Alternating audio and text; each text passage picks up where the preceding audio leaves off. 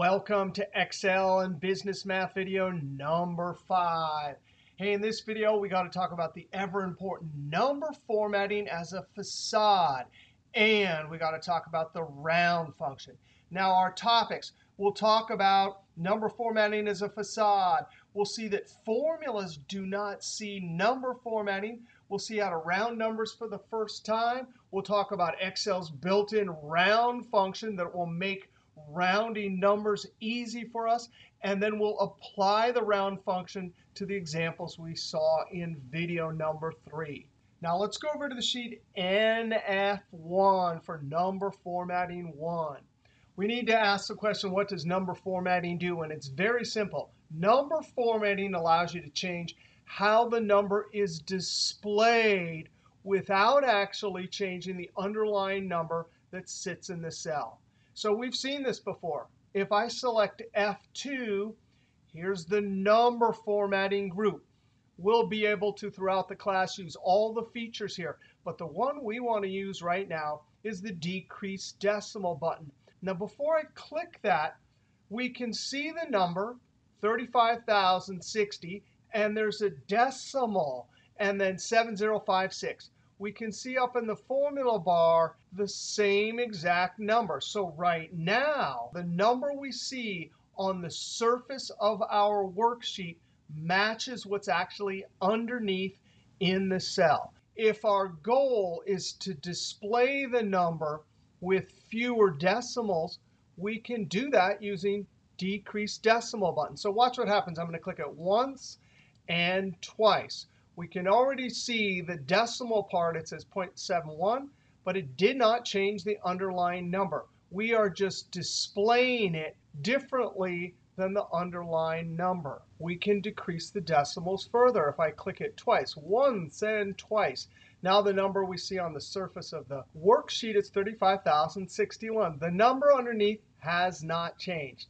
Now sometimes that's what you want to do. You just want to display it so that it doesn't show any decimals. I always refer to what we see on the surface of the worksheet as number formatting as a facade. Now, a facade is a word that comes from architecture. We see on the outside of the building all the decorative design, but inside, we have no idea what's on the inside. A facade can be defined as an outward appearance that is different than what is underneath or inside. For us, for this example right here, the facade shows 35,061, but underneath, the number is still 35,060.7056. So the first thing that number formatting does is it can change how the number is displayed without actually changing the underlying number that sits in the cell. Now let's go look at the second thing that number formatting does. I'm going to go to NF2. Here's price of 100, quantity of 2. I don't need a formula to do that. 2 times 100 is 200. But let's make our formula. Equal sign, left arrow, 100 times left arrow 2. When I hit enter, of course I get 200. That's not 200. That's 199. If I hit F2, guess what? Formulas are not going to make math errors in Excel. When I hit enter, as soon as I see 199, I know there's something misleading about this. And it probably has to do with number formatting. Anytime you get a formula result that doesn't match what you see on the surface of your worksheet, you have to suspect number formatting. If you click in the price, look up to the formula bar, there is the culprit. 99.5 is the actual number in the cell, whereas we're displaying it as 100. So that's misleading. Let's not leave our Excel solution like this. With cell A2 selected, I'm going to increase the decimals. Now, 99.5 times 2, that makes sense. 199 is the answer. What we want to learn for our second point about number formatting is formulas do not see number formatting. Formulas make calculations on the underlying number that sits in the cell. Formulas do not make calculations on the number formatting that you see on the surface of the cell. All right, so number 1, number formatting is a facade. Number 2, formulas don't see number formatting. Let's go see another important point about number formatting. And I clicked on NF3. Number formatting can save us a lot of time with data entry. So if our goal is to enter these numbers into this column over here, this is what we do not want to do. I'm looking at $45.00. I just typed in 6 characters. When I hit enter, yes, that would work. But if I entered the entire column using that method, I would have to do too much typing. Here's a much better way. And I'll move this over here, if we just enter the numbers and the minimal amount of decimals and then apply number formatting, we can save a lot of time with data entry. Now I'm going to use the number pad and the enter key on the number pad. So I'm going to enter 45, enter, 65.2, enter, 78.99, enter, 100, enter, 101, enter, 98.2, enter, 20, and enter. The first thing is the number pad allows us to enter those numbers quickly. The second thing is I use my selection cursor, I highlight the range, and now I'm going to go up to the number group, drop down, and I'm going to apply currency. When I do that, instantly I have a consistent dollar unit number formatting that shows us dollar signs and the proper decimals for our money amounts. Now, when I click in this cell right here and look up in the formula bar, I can clearly see there's only a 100. That dollar sign, the decimal 00, that's all the facade.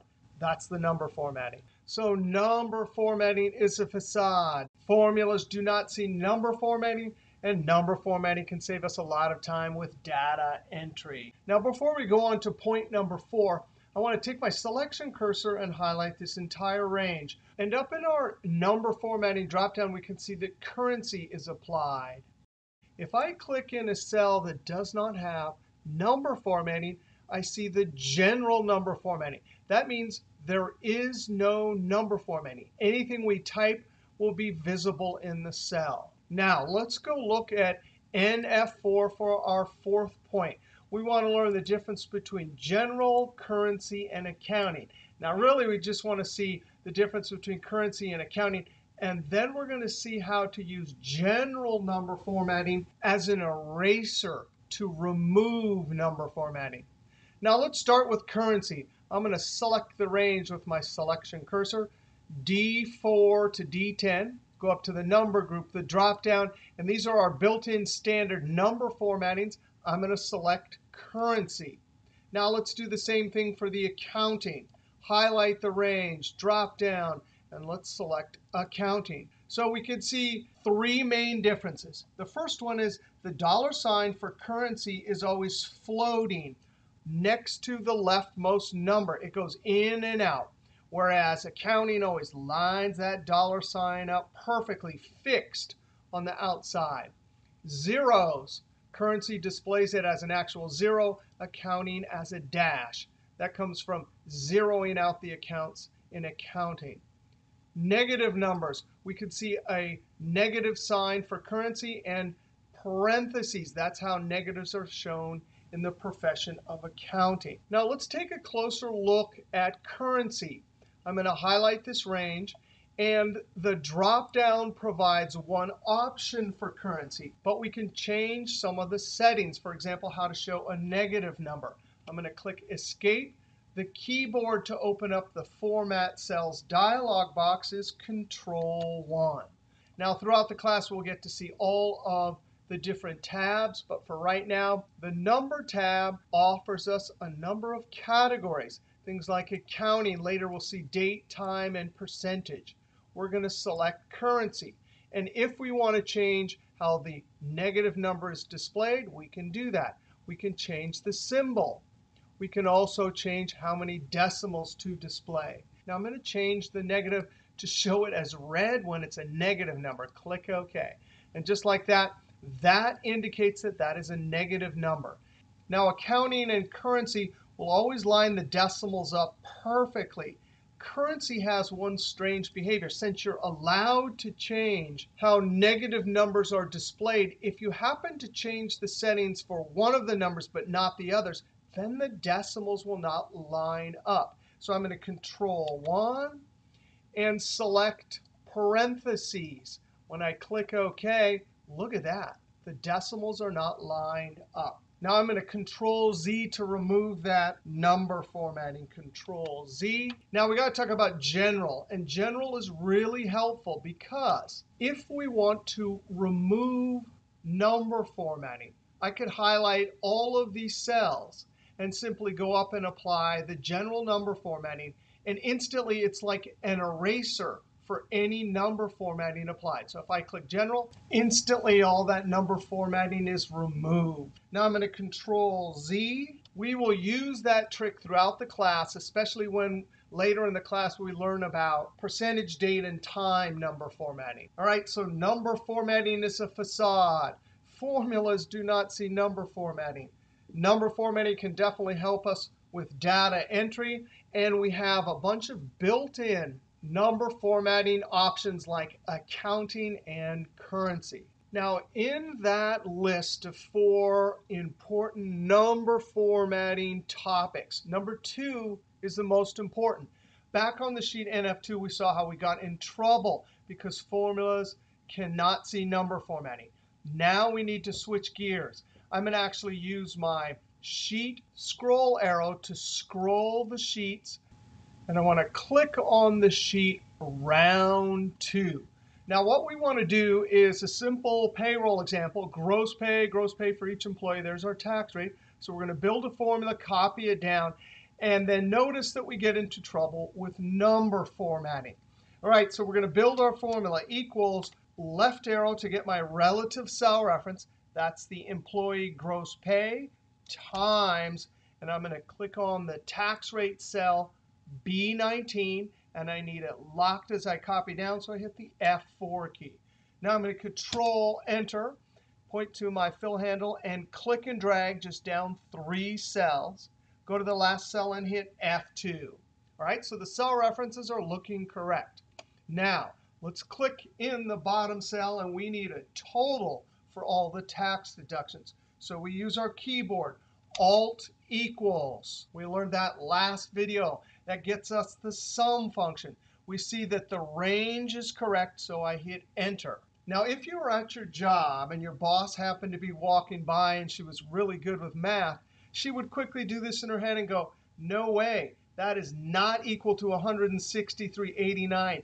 It's 163.90. And imagine that she grabs your mouse and she sees that it looks like there's 152.73 in the cell. So she types 52.73, Enter.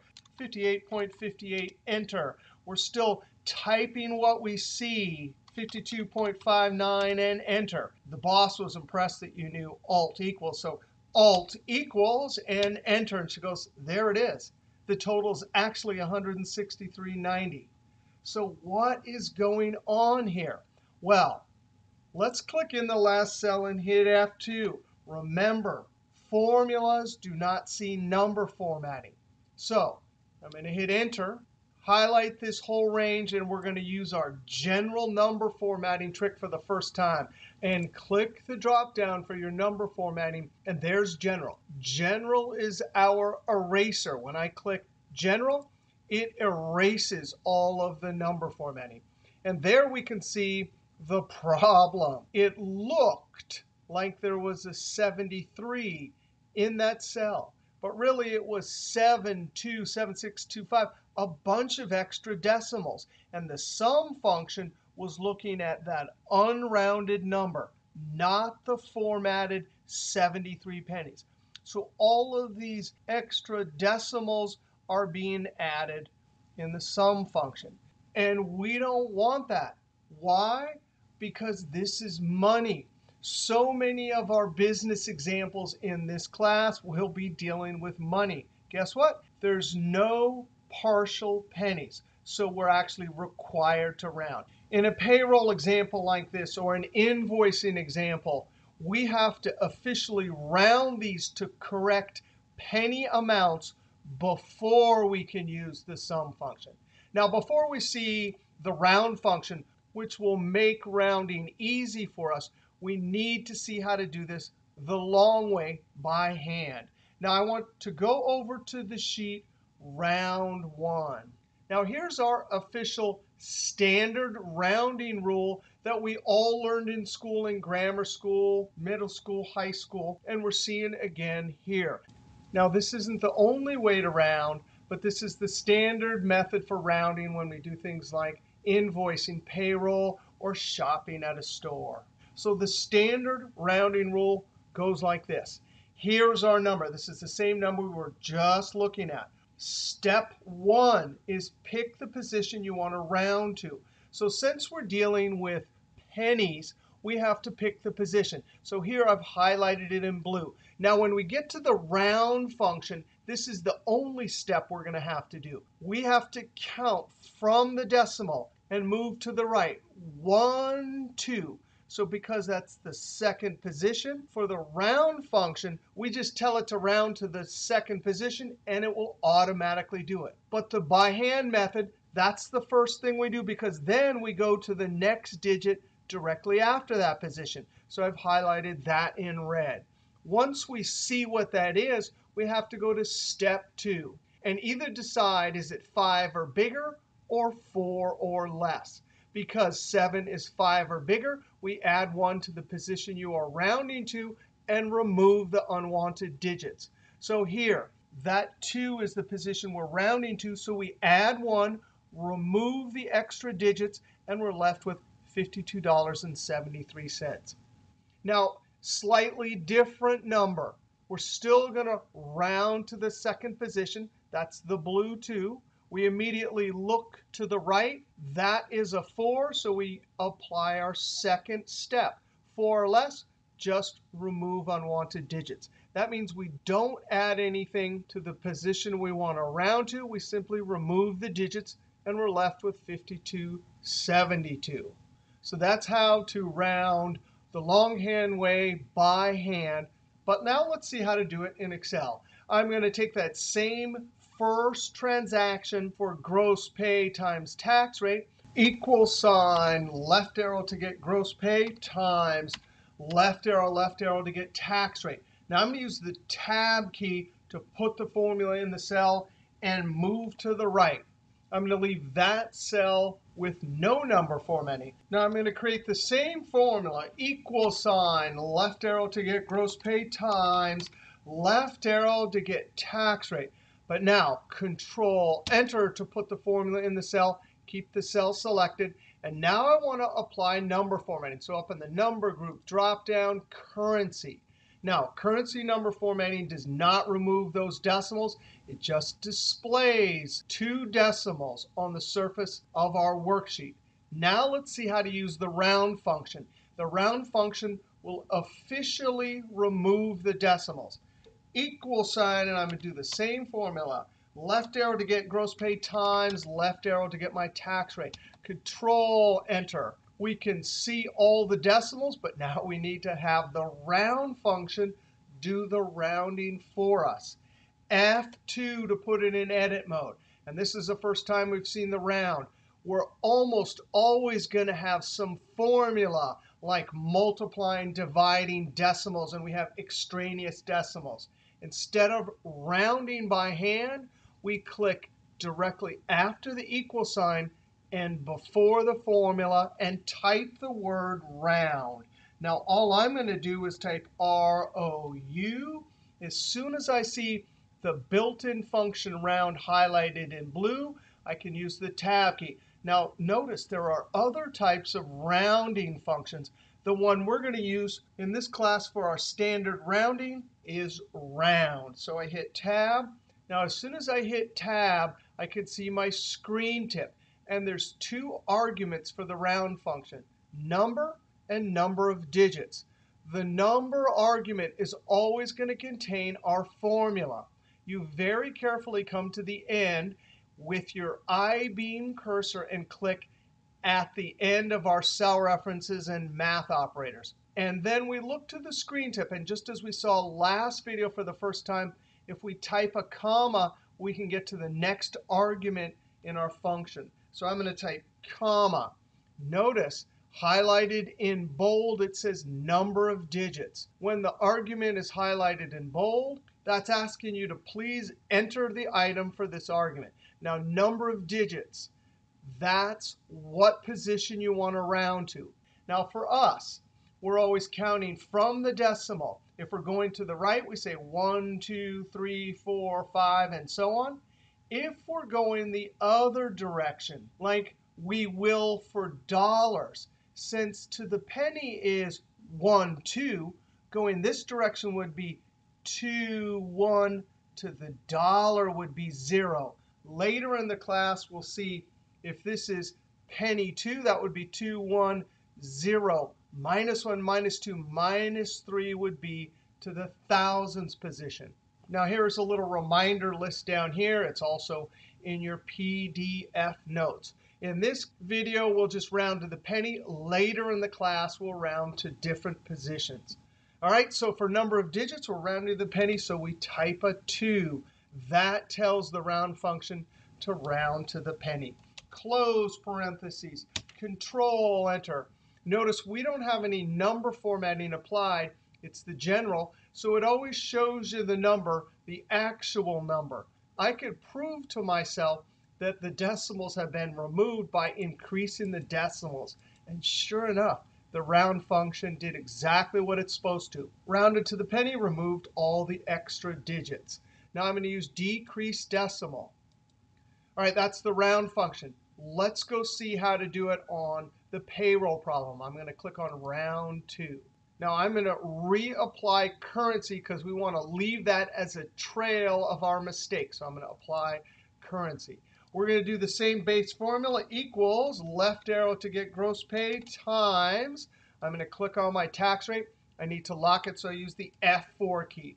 Before I round or add number formatting, I'm going to Control Enter. Whoops, I already have number formatting. I want to prove to myself that there's a bunch of extraneous decimals, so I'm going to use my eraser for number formatting, the general number formatting option. I'm going to copy this down. And now I see that there are extraneous decimals. Because I'm going to add all of these and we're dealing with money, I have to officially round these. So now I come to the top cell, hit F2, and right after the equal sign, I type round. I see it highlighted in blue. I hit Tab. The number argument, that contains my multiplication. Click at the end with my I-beam cursor. I have to type a comma. Number of digits, that's what position do you want to round to? I'm typing a 2 because we need to round to the penny. Close parentheses, Control Enter. Look at that. I love that. Copy it down. Now I can come to the bottom cell, Alt equals to get my sum function, and Enter. And now I have correctly calculated the tax deductions, rounded them, and then added them in a subsequent formula. Now I can apply my number formatting. Up here, drop down, currency. And there's our correct calculations using round. These are not correct because we didn't use round. Now, when must you use the round function? 3 conditions. When they're all true, then you have to use the round function. First, if you're required to round, like we are with money. Second, you have extraneous decimals, like past the penny position. And third, you will use the formula result in a subsequent formula. Where we got into trouble down here is when we made this calculation, because we're going to end up using it in another formula, and we have money, and we had extraneous decimals, we were required to round. Now, we'll get lots of practice in this class applying these 3 tests to see if we need to use the round function. And on tests, you'll be tested to see if you can figure out when to use the round. When to not use round? When you're just looking at a number, then you can just use number formatting. Rules for that second argument? Well, 2 is to the penny, 0 is to the dollar, minus 3 is to the thousands position. We'll see these 2 examples later in the class. Examples when we often have to round our numbers and use the round function: payroll, invoices, and income taxes. Now, before we leave this video, we have to go look on the sheet video 3 at the example we did back, actually 2 examples we did back in video number 3. We calculated the insurance expense discount. We had our items we were insuring. Here was the annual expense. Here's the discount we got. Now, back in video number 3, we had a discount of 10%, which didn't cause us trouble. But if we get a discount like this, which is 0.0275, later we'll see that that's equivalent to 2.75%, then we run into trouble. So let's make our formula. Equals insurance expense as a relative cell reference times, and I'm going to get my discount, F4 to lock it. Look at that. We F4'd on the F4 key. Control Enter and copy it down. Go to the last cell, hit F2. We're verifying the cell references. Now we can add using our keyboard Alt equals and Enter. Now, let's see if we can apply our 3 rules. Do we really need to use the round function? First, are we required to round? Yes, because we're dealing with money. Second, do we have extraneous decimals? Well, I didn't check because there was number formatting disguising this. But first, second, I'm not going to touch that. I already know there's potentially trouble over here because if I had 0.02, that's 2 pennies. But I have something past the penny position, so I already know I'm in trouble for the second condition. The third condition, did we use all these formula results in another formula? Yes, we did. Now, let's not even bother about removing the number formatting. Let's just create the correct formula since all 3 conditions are met. Equals, and I'm going to start off by using the round function. Now, round, number, that's where we put our formula. This will be the first time we entered the round first. And then right inside the round function number argument, we'll build our multiplication formula. It's no problem. Arrow, arrow to get relative cell reference for our annual insurance expense times arrow, arrow.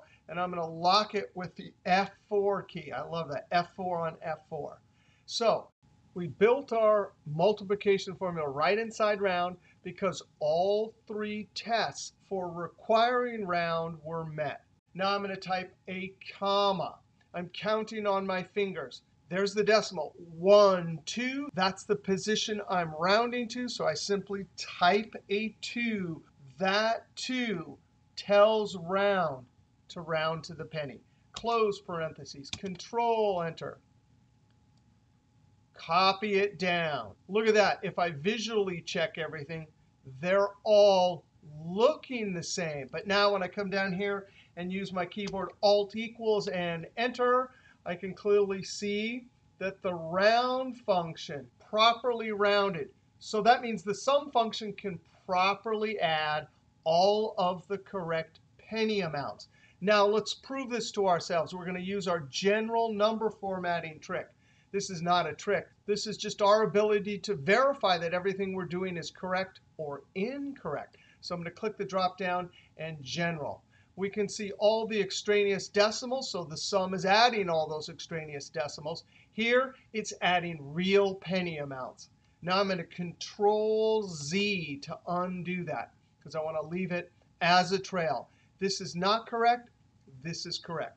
Let's look at our second example from video number 3. In that example, we calculated a deduction for each employee. Here's the taxable pay for each employee. There's our tax rate. That tax rate is actually accurate. That's the 0.0765. Later in our payroll chapter, we'll learn that that's the FICA tax rate. All right, so you ready? Equals left arrow times, and I'm going to arrow over to get my tax rate. F4 to lock it, Control Enter, and copy it down. Click in the last cell in F2. The cell references are looking good. Now I click in the last cell, Alt equals to add. I know I'm going to get a potentially wrong answer. Sometimes it comes out correct, but it's not because you built the spreadsheet smartly or correctly. Now we're going to build it the correct way. We're going to use our round function. In the number argument, we're totally allowed to create our formula. We get taxable pay times, there's our tax rate, F4 to lock it. I'm looking at the screen tip. I know I have to type a comma, number of digits. I'm counting 1, 2. 2 is for the penny. So I type a 2. That tells round to round that amount officially to the penny. Close parentheses, Control Enter. Copy it down. I'm going to click in the last cell in F2. Cell reference is looking good. Alt equals and Enter. Looks like I was only a penny off. Now the question for you is, well, wait a second. It's only 1 penny. Does it really matter? Yes, it does, especially if you're the one creating the spreadsheet for payroll or invoicing. That means your employee or your customer, once they see that you're a penny off, they don't trust your calculations anymore. So we use the round function for this example. Why? Because we're required to round. This is money. We had extraneous decimals, and we were using all of these formula results in a subsequent formula. All right, that was a lot of fun with number formatting and the round function. Right at the end, there are 2 homework problems you can practice. And what did we do in this video? We saw 2 examples from video number 3 where we applied the 3 rules for when to round. Over on round 2, we saw how and when to round. Round 1, we saw how to round by hand. Over on NF4, we talked about the difference between currency and accounting number format and the ever-important general number format, which will be our eraser when we need to see what's really underneath, below the number formatting. NF3, we talked about how number formatting can help us with data entry. NF2, we talked about how formulas do not see number formatting. And on NF1, we talked about the essence of number formatting. It changes how the number is displayed. All right, if you like that video, be sure to click that thumbs up, leave a comment, and sub, because there's always lots more videos to come from Excel is Fun, including video number 6 in this class, where we'll have a comprehensive formula video that'll show us all the different elements that can go into formulas. All right, we'll see you next video.